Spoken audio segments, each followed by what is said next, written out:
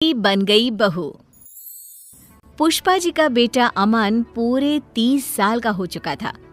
पुष्पा जी के परिवार में उनके पति और इकलौता बेटा अमन ही था। पुष्पा जी अपने बेटे अमन की जल्दी से शादी करवाना चाहती थी, लेकिन अमन था कि उसे कोई लड़की पसंद ही नहीं आ रही थी, क्योंकि अमन जो नौकरी करता था उसमें उसे बहुत ज्यादा तनख्वाह नहीं मिलती थी। एक दिन सुबह के वक्त अमन के पिता कहते हैं, अरे अमन बेटा, तुम जल्दी कोई नौकरी बदल लो। इतनी कम तनख्वाह में तो तुम्हारे लिए लड़की ढूंढना बहुत मुश्किल होता जा रहा है। पापा, आप तो जानते हैं ना मैं कितनी कोशिश कर रहा हूँ, लेकिन इस वक्त तो लोगों को नई नौकरी मिलना तो दूर, पुरानी नौकरी बचाना भी मुश्किल पड़ रहा है।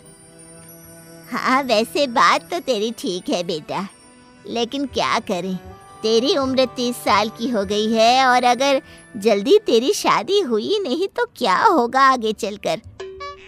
अरे मम्मी पापा, मैं बार बार शादी की बात सुनकर बहुत थक गया हूँ, और ये सुबह ऑफिस जाते वक्त ये सब बातें नहीं हो तो बेहतर है। लेकिन मैं भी क्या करूँ बेटा, अब मैं भी बूढ़ी हो चुकी हूँ।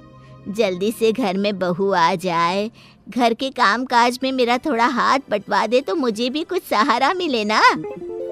मैं समझता हूँ, लेकिन मैं क्या कर सकता हूँ। कभी आपको लड़की पसंद नहीं आती और कभी मुझे। अच्छा चलो, कोई बात नहीं अमन बेटा, अभी तुम आराम से ऑफिस जाओ। मेरे दूर के एक दोस्त हैं, उनका फ़ोन आया था। उनकी रिश्तेदारी में कोई लड़की है, कल हमें उसे देखने जाना है। फिर से लड़की देखने जाना है पापा? मैं परेशान हो चुका हूँ ये बार बार नई नई लड़कियां देख देख कर। अरे अब ये तो करना ही पड़ेगा ना, तुम्हें इसमें भी कोई परेशानी है? नहीं माँ, कोई परेशानी नहीं है।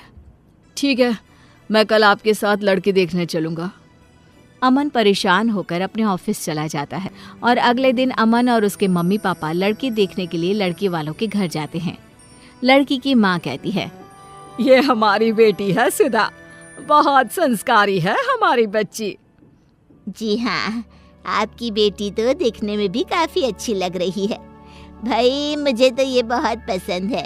अब आपको भी हमारा बेटा पसंद हो तो आप भी बता दीजिए।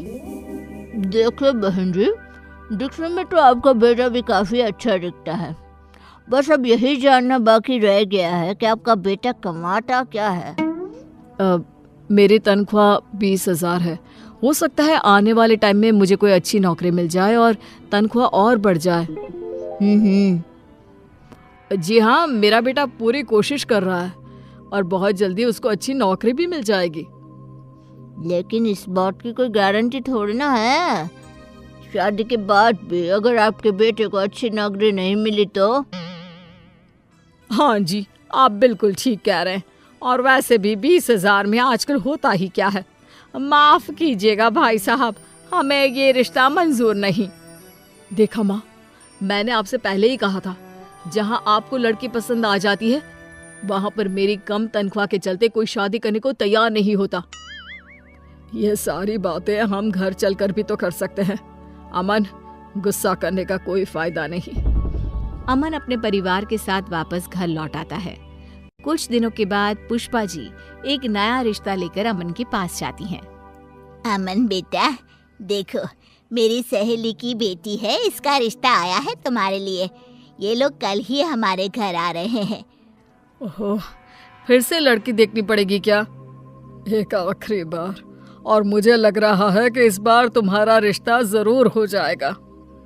अगले दिन पुष्पा जी की सहेली अपनी बेटी को लेकर उनके घर आती है और दोनों परिवारों में आपस में बातचीत होती है।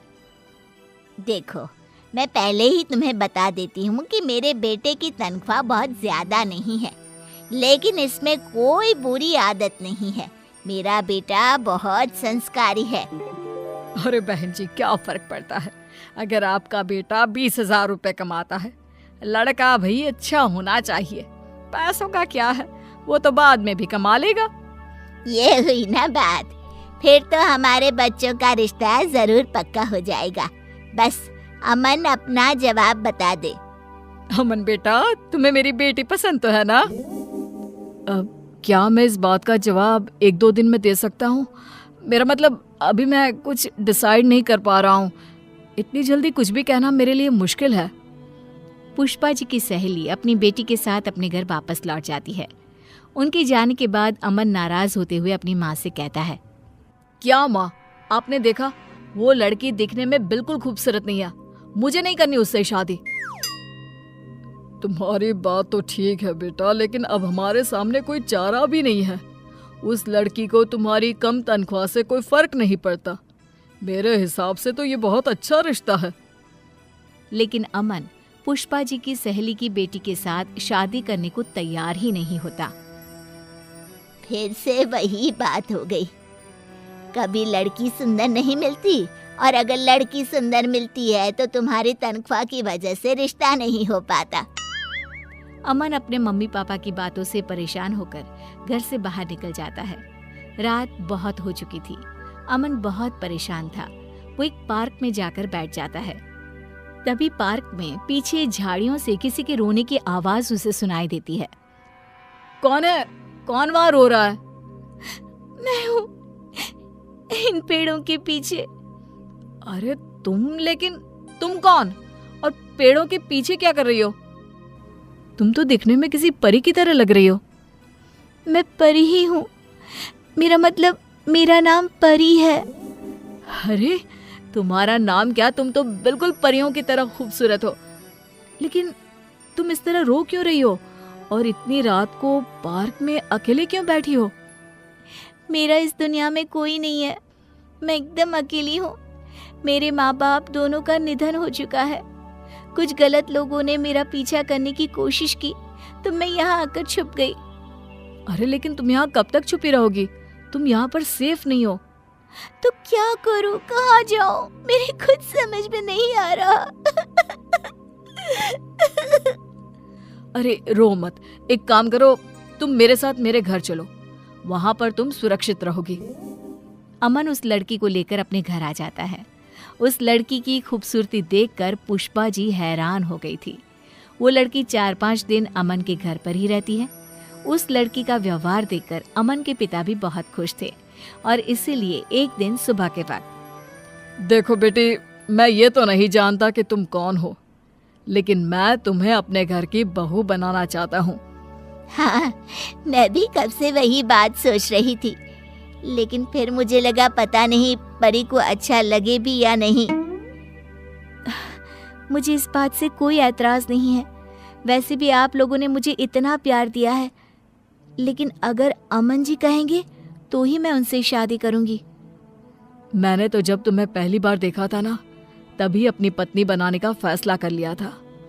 तुम हो ही इतनी खूबसूरत, और फिर तुम्हें मेरी कम पैसों वाली नौकरी से भी तो कोई परहेज नहीं है। नहीं, मुझे आपका परिवार बहुत अच्छा लगा और मैं हमेशा आप लोगों के साथ रहना चाहती हूँ।